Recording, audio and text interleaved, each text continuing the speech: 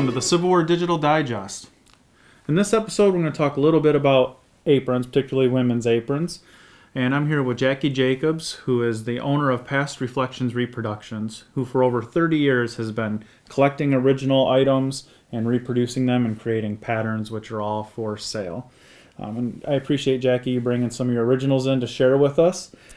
Now, when I think of an apron, I think of a very utility type item that's meant to get dirty and maybe torn and worn out, tossed aside.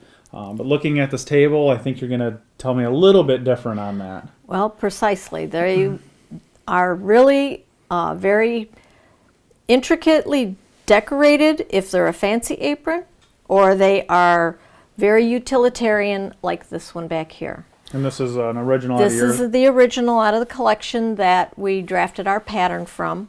The pattern is a very easily made garment for beginning sewers. What are some of the details? This particular apron dates from about 1860 to about 1867.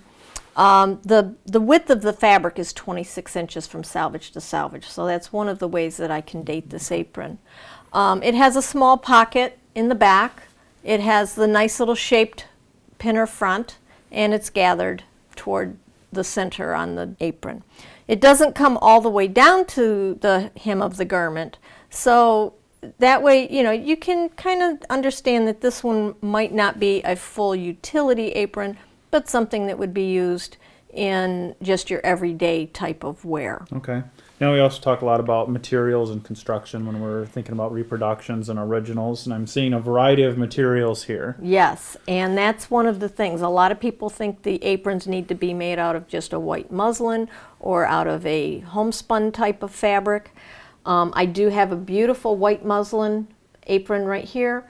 It's a little bit fancier than what most white muslin aprons are. It's dated 1863, and it has the lady's name on it. What a find to be able to get something that was embroidered. Exactly. And it could have been a special gift, either a wedding gift or something like that. It also has what is a lot of people would mistake as rickrack all the way around the apron. That is actually folded tape lace, and it is a very difficult type of process to do because you have to make sure that everything is folded precisely and stitched precisely. It's all hand stitched down. The outside edge does have your wavy braid that would have been purchased from your general store. Okay. The next apron over is a fancier apron. Mm-hmm. It is a black silk taffeta, and it has tambour work embroidery on it, which I scanned that and I digitized it, and we reproduced this apron for sale. And it's a sewing apron from England.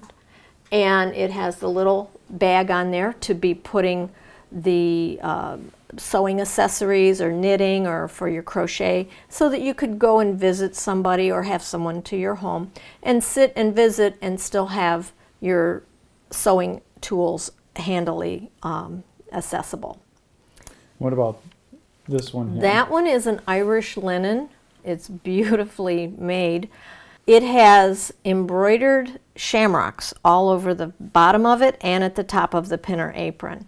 I would imagine that this may have been a bright green, and with laundering in the lye soap and things, it could have faded to this pale blue. I can see up here some of it's almost white now. It's almost white, yes, exactly. It could have been a little bit fancier apron for, say, a housekeeper or a head housekeeper, or maybe it was a lady's who owned a farm or what have you. Could have been her fancy Sunday apron, because I don't find a lot of staining on this apron. Okay. So then we have our wool apron. In some of the research that I've done, and this one is documented, I've got the paper on here that came right on the apron. This one is dated 1843, and it is a child's apron. And it has your crewel embroidery all the way around and on the waistband. And it's made of wool, and it has a polished cotton lining on it. Now, my assumption on wool, because I've read in a lot of diaries and journals where children's aprons would be done in wool or a really someone, a scullery maid or something like that, would have a wool apron. And I believe that would be because it would not catch fire as Okay. easily as cotton or silk. That makes sense. That, And I imagine maybe this could even have been a first attempt at sewing and embroidery, maybe? it or- probably was. And her crewel work is very nice, considering that this was probably an apron for about a 6 or an 8-year-old girl. So, and it's probably her first sewing project that she was to do. And it says in the paperwork here who the apron belonged to and everything like that. So Now, as far as the one behind us and the Irish linen, I can make sense that it's meant to protect the clothing for whether they're washing or cooking or something along those lines. What's really the purpose behind having an apron for sewing? those are showy aprons for when you're inviting guests into your home or going to someone's house. That was one of the ways that ladies would display how wealthy they were or how affluent their family was by how fancy their aprons were. And this goes all the way back to the 18th century. So aprons are actually a status symbol in some parts, and it's also very important to understand that it wasn't just women that wore aprons. Men also wore aprons, and they're generally in your occupational photographs that we find. You find butchers and blacksmiths and farriers. Anybody who does heavy work will have either a leather or a heavy canvas apron or some type of apron that would protect their clothing. Okay, makes a lot of sense.